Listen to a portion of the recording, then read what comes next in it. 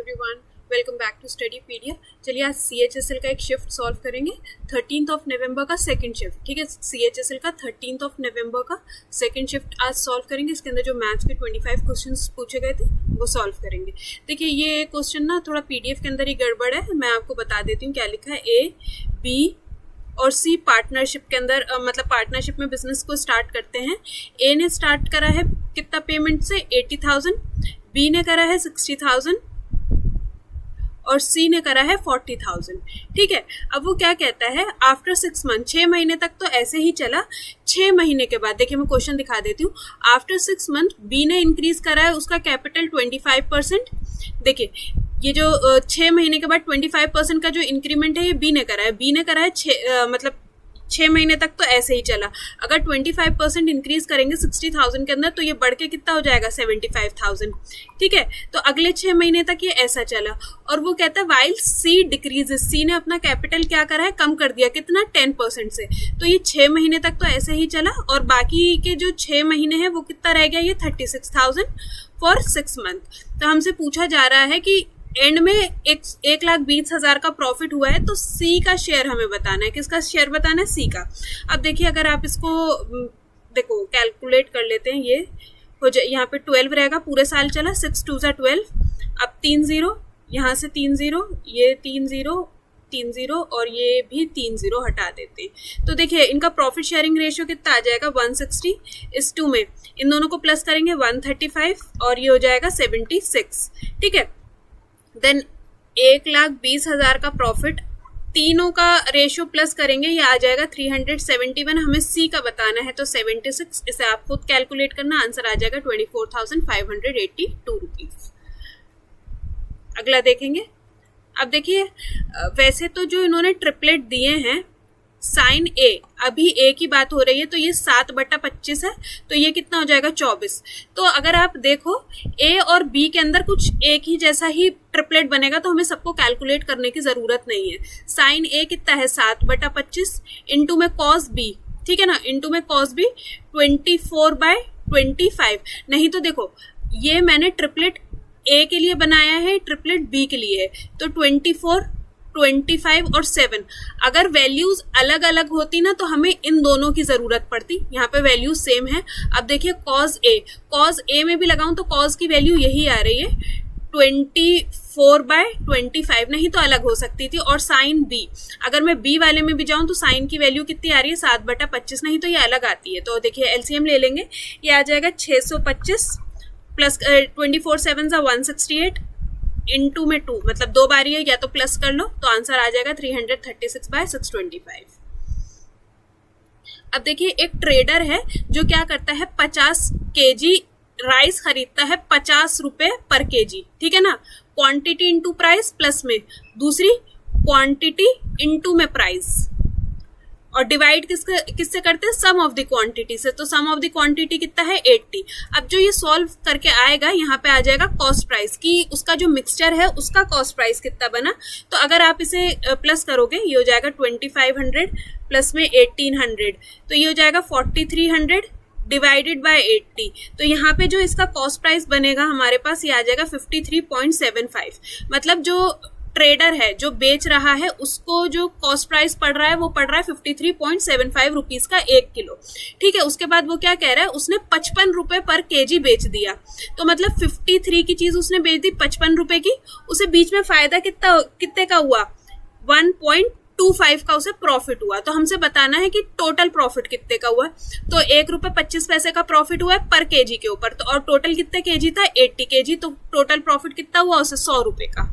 ठीक है ना, पैसों में बताना था। अब देखिए 2 नंबर्स हैं, 2 नंबर्स आर रिस्पेक्टिवली, एक जो है 20% कम है और दूसरा क्या है 30% ज्यादा है। सपोज A है हमारे पास 100, तो जो इसका सेकंड नंबर है वो 20% कम है तो कितना है 80 है, और जो 30 है इसी से कंपैरिजन हो रहा है A से, 30% ज्यादा है तो कितना हो जाएगा 130। तो हमें क्या बताना है, what is the ratio of 2 number. तो B और C का रेशियो बताना है, तो कितना आ जाएगा 8:13। ठीक है, ये देखिए 8:13।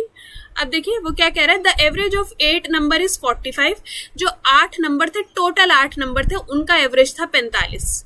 ठीक है, अब वो क्या कह रहा है, if each of the first number is increase by 5। देखो टोटल 8 नंबर थे, शुरू के जो 4 नंबर है वो 5 से इंक्रीज हुए, तो जो उनके सम में इंक्रीमेंट आया वो 20 आया, और जो एंड के 4 नंबर हैं 4 3 12, ये क्या कर दिए 3 से कम कर दिए, माइनस का 12। ठीक है, तो देखिए जो सम के अंदर ओवरऑल इंक्रीज आया वो कितने का 8 से आया। ठीक है ना, sum of the observation divided by total number of the observation, तो इससे हमारा क्या निकल के आता है एवरेज। ठीक है ना, क्योंकि पॉजिटिव में है 8 तो मतलब एवरेज क्या बढ़ा, क्या हुआ 1 से बढ़ गया, तो अब जो नया एवरेज है वो 45 से बढ़ के कितना हो गया 46 हो गया।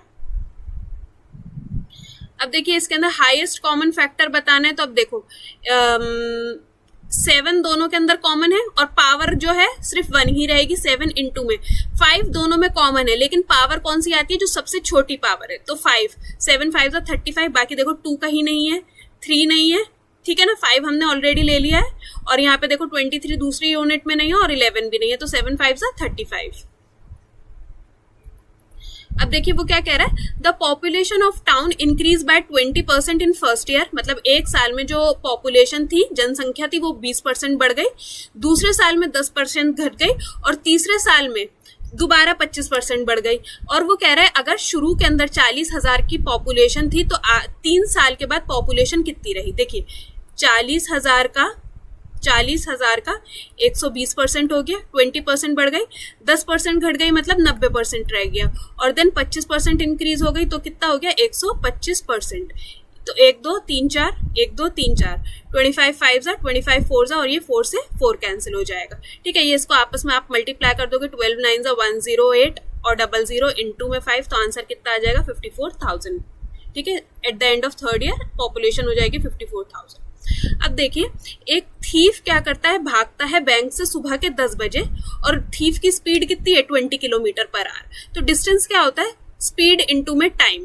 ठीक है, अब वो क्या कहता है, एक पुलिस की कार उसको अब चेज करना स्टार्ट करेगी। अब देखिए जो थीफ है वो यहाँ पे होगा, 10 बजे उसने भागना शुरू करा, ये मैंने स्पीड लिखी है 20 किलोमीटर पर आवर से, और एक कार उसको चेज करना स्टार्ट करती है पकड़ने के लिए पुलिस की, कितने बजे 10:30 बजे। अब देखिए 10 से 10:30 बजे कितना हो गया, आधा घंटा, तो देखिए स्पीड क्या थी चोर की 20 और टाइम कितना आधा घंटा हो गया, तो हाफ कर दे। ठीक है ना, तो अल्टीमेटली जो डिस्टेंस आया वो कितना आया 10 किलोमीटर पर आवर, तो वो 10 किलोमीटर भाग चुका है। यहाँ पे मैं पुलिस लिख देती हूँ। ठीक है, और पुलिस की स्पीड कितनी है 30 किलोमीटर पर आवर, समझ में आया। अब थीफ और पुलिस के बीच का डिस्टेंस कितना है, सिर्फ 10 किलोमीटर पर आवर, तो हमसे पूछ रहा है कि पुलिस उसे कितने बजे पकड़ेगी। अब देखिए उसने 10 बजे तो भागना स्टार्ट करा था, लेकिन जब पुलिस ने स्टार्ट करा आधे घंटे के बाद, तो आप समझ जाओ कि अभी टाइम क्या हो रहा है 10:30 बज रहा है। अब देखो जब डिस्टेंस अपॉन में स्पीड, अब स्पीड जब दोनों एक ही डायरेक्शन में भाग रहे हैं तो रिलेटिव स्पीड क्या होती है, आपस में माइनस होती है, तो स्पीड कितनी आ गई टाइम।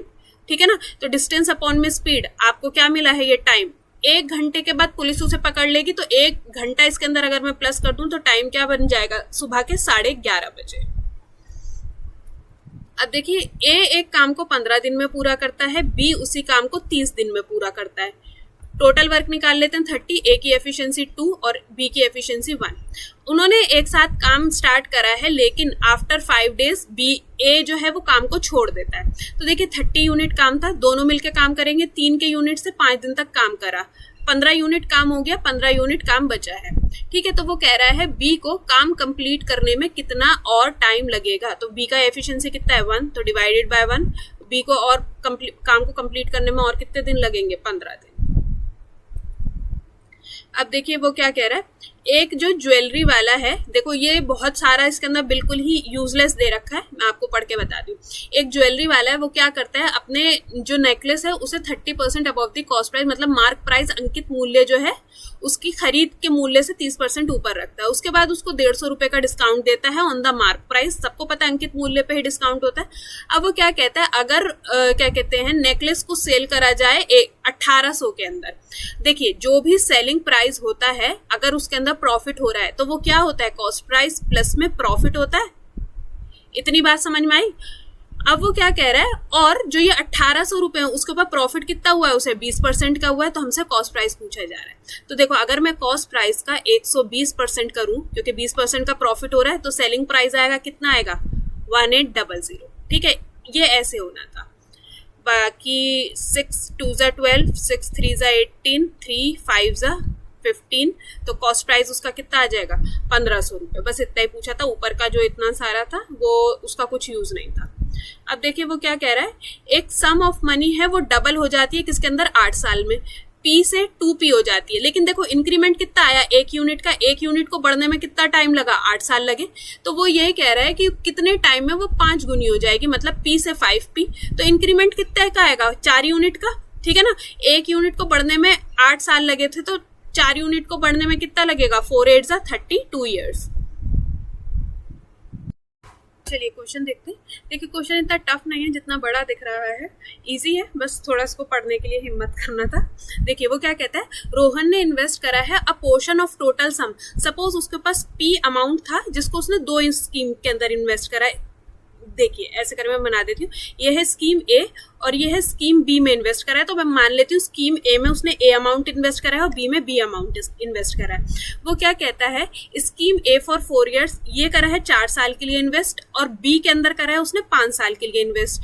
अब वो क्या कहता है, ए जो स्कीम है वो कितना R% का रेट ऑफ इंटरेस्ट देती है, R%, और जो स्कीम बी है वो कितने का रेट ऑफ इंटरेस्ट ऑफर कर रही है, R+2% का।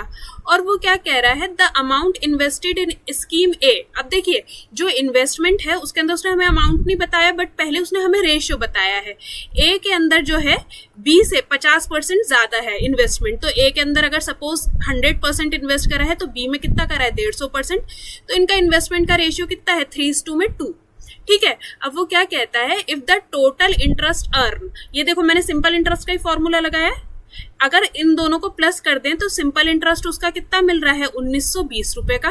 और उसके बाद उसने हमें अमाउंट भी डिक्लेयर कर दिया, ए के अंदर उसने 2400 रुपए इन्वेस्ट करे, मतलब 3 का जो वैल्यू है वो कितना है 2400। तो यहाँ पे एक यूनिट का वैल्यू कितना आ गया 800 रुपये। अगर मैं इसका कैलकुलेट करेंगे तो अगर इसको डिवाइड कर दो तो एक यूनिट का वैल्यू 800 आ गया, तो 2 यूनिट का वैल्यू कितना आ गया 1600 रुपये। अब देखो मैं यहाँ पे ए और बी की जगह अब उसका अमाउंट ही मेंशन कर देती हूँ, ठीक है।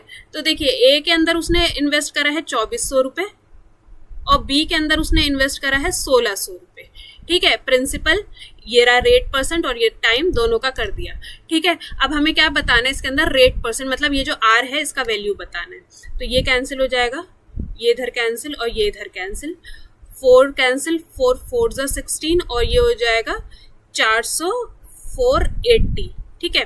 तो यहाँ पे क्या बचा, ये बचा 24R प्लस में ये हो जाएगा 20, ये पूरा था ना, 20 को पहले R से करेंगे तो ये हो जाएगा 20R प्लस में 20 को 2 से करेंगे तो ये हो गया 40, तो ये हो जाएगा 480, तो ये हो जाएगा 44R इज इक्वल्स टू में 440। तो यहाँ से मेरे पास रेट ऑफ इंटरेस्ट कितना आ जाएगा 10%, ठीक है। आई होप समझ में आ गया होगा, क्लियर रहा होगा। और अगर आपको मेरा सोल्यूशन समझ में आता है तो आप मुझे प्लीज़ कमेंट सेक्शन में ज़रूर बताया करो, और अगर कुछ प्रॉब्लम है वो भी आप मुझसे शेयर कर सकते हो। अब देखिए हमें वैल्यू किसकी बतानी है, इसकी बतानी है, a square plus B square plus C square, ठीक है ना। ये तो आपको फॉर्मूला पता होगा, a प्लस बी का होल स्क्वायर क्या होता है, a square plus B square plus C square plus में 2 कॉमन निकालिए, A B plus B C और प्लस में सी ए, ठीक है ना। तो देखिए ये हो जाएगा a प्लस बी प्लस सी का होल स्क्वायर कितना हो जाएगा 144 इज इक्वल्स टू में यही वैल्यू बतानी है, a square plus B square plus C square, मैं इसको x मान लेती हूँ, प्लस में 2ab plus B C plus C, ठीक है। तो ये हो जाएगा 80, तो आपस में माइनस करेंगे तो वैल्यू कितना आ जाएगा 64। देखिए क्वेश्चन देखते हैं। देखिए वो क्या कह रहे हैं, which of the following can possibly a perfect square. हमें बताना है इनमें से कौन सा संभवतः एक पूर्ण वर्ग हो सकता है। देखिए अब इतना बड़ा नंबर, तो अब इसमें तो हम में से कोई नहीं जान सकता एकदम कि कौन सा परफेक्ट स्क्वायर हो सकता है। तो देखिए जो परफेक्ट स्क्वायर होता है 2 3 7 8, ये इनके यूनिट डिजिट पर नहीं होता। अगर किसी के यूनिट डिजिट पे ये नंबर है तो वो परफेक्ट स्क्वायर नहीं है। तो देखिए यहाँ पे 2 है तो ये परफेक्ट स्क्वायर नहीं है, 8 है ये भी परफेक्ट स्क्वायर नहीं है, यहाँ पे 3 है ये भी परफेक्ट स्क्वायर नहीं है, 6, ठीक है ना, इन चारों में से नहीं है, 2 3 7 8 में से, तो ये परफेक्ट स्क्वायर है। फिर भी देखिए अगर 2-3 नंबर के ऊपर ही, मतलब कोई भी नंबर होता, 6 होता, 5 होता, तब कैसे पता चलता। ये बात थी उनके यूनिट डिजिट की, आखिरी डिजिट्स के ऊपर ये नंबर नहीं होने चाहिए। फिर आती है, अगर फिर भी कुछ रह जाता है, कंफ्यूजन रह जाता है, तो 1 4 1479, उनका डिजिटल सम हमेशा क्या रहेगा 1479। डिजिटल सम मतलब इन सबको आपस में प्लस करोगे, देखो ये जो लास्ट वाला है, अगर आप 5 में 7, 7 में 1, देन 5 + 3 + 6 करोगे तो आपका आंसर आएगा 27। इनको भी आपस में प्लस करोगे तो आंसर कितना आ जाएगा 9, ठीक है ना। तो जो डिजिटल सम में एग्जिस्ट कर रहा है, ठीक है ना, समझ में आ गया ना डिजिटल सम का मतलब। तो डिजिटल सम ये होना चाहिए और यूनिट डिजिट ये होना चाहिए। तो उसके अकॉर्डिंग देखो आप फर्स्ट उसके अंदर ही आप इसको एलिमिनेट कर सकते थे। तो 6 तो लास्ट नंबर क्या है, परफेक्ट स्क्वायर नंबर है। एक शॉपकीपर है जो 4 लीटर दूध का सॉल्यूशन जिसके अंदर 25% फैट है को मिक्स करता है 6 लीटर दूध के अंदर जिसके अंदर क्या है 40% का फैट है। तो हमें क्या बताना है, फैट का परसेंटेज बताना है। तो डिवाइड किससे कर देंगे, जो इनका क्वांटिटी का सम है। तो कितना हो जाएगा 10, ये कितना हो जाएगा 25 4 100 और 6 4 24, तो 340 अपॉन में 10, तो कितना आ जाएगा 34%। बाकी आप इसे मिक्सचर और एलिगेशन से भी कर सकते थे, बट टाइम तो उतना ही लगता है। अब देखिए वो क्या कह रहा है, if the radius of sphere, जो एक स्फेयर होता है, गोला होता है, अगर उसका रेडियस को क्या कर दिया जाए 10% इंक्रीज कर दिया जाए। सपोज पहले जो उसका रेडियस था 10 था, 10 से बढ़ के कितना हो गया 120 हो गया, ठीक है। तो इसका रेशियो कितना हो गया, 5 से बढ़ के कितना हो गया 6 हो गया। इतनी बात समझ में आ गई। तो हमसे क्या पूछा जा रहा है कि उसके वॉल्यूम में कितना इंक्रीज आएगा। अब देखिए वॉल्यूम कैसे होता है, 4/3 पाई आर का क्यूब, जो बढ़ के क्या हो गया 4/3 पाई आर का क्यूब। अब आप इसमें से कॉमन निकाल दो तो डिफरेंस सिर्फ किसकी वजह से आ रहा है, उसके रेडियस की वजह से आ रहा है, ठीक है। तो रेडियस पहले कितना था 5 का क्यूब करेंगे 125 और ये कितना हो जाएगा 216, ठीक है।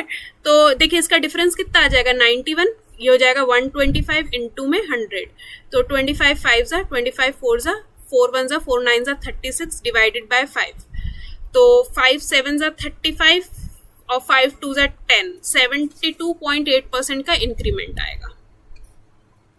आगे देखेंगे, देखिए हमें क्या कहा है, the total surface area of solid hemisphere, एक ठोस अर्धगोले का कुल पृष्ठीय क्षेत्रफल वो कितना होता है 3 पाई आर का स्क्वायर, ठीक है। 3 पाई आर का स्क्वायर कितना है 300 पाई हमें गिवन है, ये कैंसिल हो गया, ये हो गया 100, तो यहाँ से हमारे पास रेडियस कितना आ गया 10 आ गया।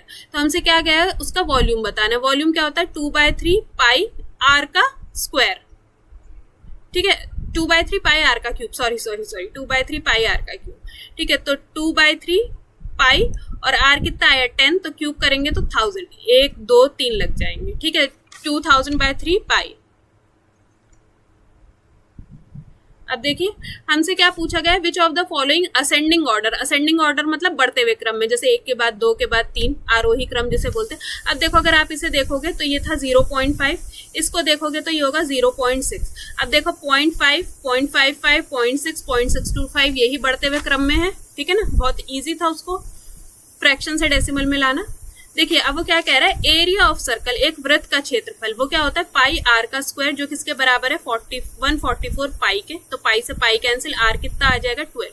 तो हमसे क्या पूछा जा रहा है, लेंथ ऑफ सर्कमफ्रेंस, परिधि की लंबाई क्या है। तो परिधि का क्या फॉर्मूला होता है 2 पाई और ये हो जाएगा आर। इसे पूरा कैलकुलेट करेंगे आंसर आ जाएगा 75.4।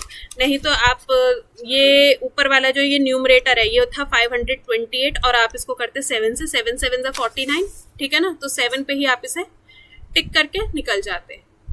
अब देखिए ये वाला क्वेश्चन जो करना है इसके अंदर देखो आपको पहले इन दोनों टर्म का क्या करना पड़ेगा, बेस सेम करना पड़ेगा। और देखिए जब बेस सेम होता है नंबर आपस में डिवाइड होते हैं तो पावर आपस में क्या हो जाती है, माइनस हो जाती है, ठीक है ना।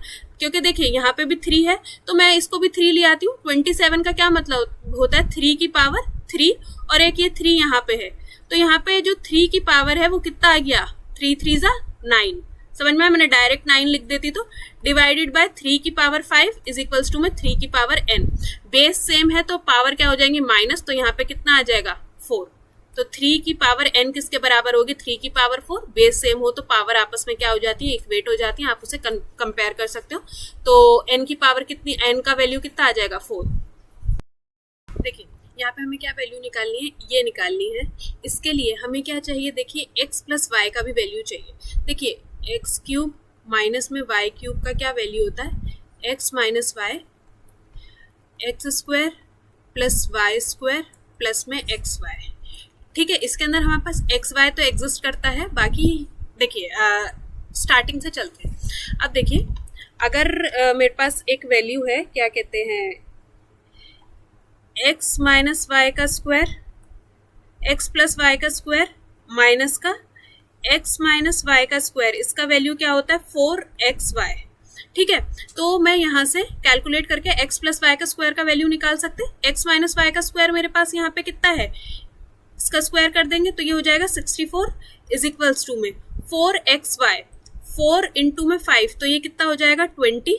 तो यहाँ पे से मेरे पास x प्लस वाई का होल स्क्वायर कितना आ जाएगा 84। ठीक है, अब देखिए अगर मैं क्या करूं 84, अब इसके अंदर मैं इसकी आइडेंटिटी ओपन कर दूं तो A square plus B square plus में 2ab, ए बी दे रखा है ना, एक्स वाई हमें दे रखा है 5, 2 5 10 इज इक्वल्स टू में 84। तो X square plus Y square का वैल्यू मेरे पास कितना आ गया 84। ठीक है ना, अब देखिए X cube plus Y cube, X cube minus Y cube का वैल्यू निकाल देते हैं। एक्स माइनस वाई हमें दे रखा है 8, X square plus Y square, इसका वैल्यू आ गया हमारे पास 74, sorry X square plus Y square, ये आ गया 74 है ना, 4 5 20, 5 2 10 10 74। ठीक है ना, तो ये हो जाएगा 74 प्लस में 5, तो ये कितना हो जाएगा 8 इंटू में 79, तो ये हमारे पास आंसर आ गया 632। ये एक्स क्यूब वाई क्यूब की वैल्यू आ गई 632 प्लस में 8 इंटू में एक्स प्लस वाई का whole square, X plus Y का होल स्क्वायर कितना है 84। ठीक है, तो आंसर कितना आ जाएगा 632 प्लस में 672, तो आंसर कितना आ जाएगा 1304। अब देखिए सिंप्लीफाई करना है, ये क्या है ऊपर a प्लस बी का होल स्क्वायर, तो a स्क्वायर प्लस में b स्क्वायर प्लस में 2ab, sine square plus cos square का वैल्यू क्या हो जाता है 1 प्लस में 2 साइन थीटा कॉस थीटा, और डिनोमिनेटर सेम ही है। तो देखिए ऑप्शन नंबर 4 के अंदर है 1 plus 2 sine theta cos theta और 1 plus sine theta cos theta. अब देखिए साइन ए की वैल्यू हमें दे रखी है, ये है 5 13, तो ये कितना होगा 12। टेन ए का वैल्यू पूछा जा रहा है, टेन ए क्या होता है 5/12, मतलब परपेंडिकुलर अपॉन में बेस। ठीक है ना, 5/12। अब देखिए एक ट्राइंगल है A B C, right angle कहाँ है बी पे, यहाँ पे टेन थीटा है 1 अपॉन में √3, ऐसे ही लिखा जाएगा ना, ये होता है परपेंडिकुलर अपॉन में बेस, तो ये क्या वैल्यू आ जाएगी यहाँ पे 2। ठीक है ना, इन दोनों को आपस में प्लस करेंगे स्क्वायर करके पाइथागोरस थ्योरम लगा के। अब हमें वैल्यू किसकी बतानी है 2, साइन थीटा कितना हो जाएगा 1/2 और कॉस थीटा कितना हो जाएगा √3/2, तो ये कैंसिल हो जाएगा, आंसर कितना आ जाएगा √3/2। लास्ट क्वेश्चन देखेंगे। अब देखिए जब भी दो लाइंस आपस में परपेंडिकुलर होती हैं, लंबवत होती हैं, तो दोनों लाइन का अगर मैं स्लोप को मल्टीप्लाई करूं तो आंसर कितना आता है -1। ये स्लोप 1 है, लाइन का स्लोप 1, फर्स्ट लाइन का स्लोप है, ये सेकंड लाइन का स्लोप है। अगर इन दोनों को मल्टीप्लाई करें तो आंसर कितना आएगा -1। तो एक लाइन का इक्वेशन हमें दे रखा है और हमसे क्या पूछा है, the equation of a line दे रखा है, what is the slope of line perpendicular to this, मतलब इस लाइन पे जो दूसरी लाइन परपेंडिकुलर आएगी उसका स्लोप बताना है। देखिए स्लोप कैसे निकालते हैं, y इज इक्वल्स टू में mx प्लस में c। पूरी इक्वेशन को इस फॉर्म में लेके आओ, तो देखो y इधर ही छोड़ देंगे, माइनस का 2y इज इक्वल्स टू में माइनस का 5x प्लस में c कितना है कांस्टेंट, सिर्फ y रखना है यहाँ पे, तो ये जो पूरा -2 है इधर चला जाएगा, इधर ये -2 से ये भी होगा ये भी होगा, बट हमें इस वैल्यू की जरूरत नहीं तो फोकस नहीं करेंगे। तो यहाँ से हमारे पास जो m है, जो स्लोप है उसको m से डिनोट करते हैं, वो होता है x का कोफिशिएंट।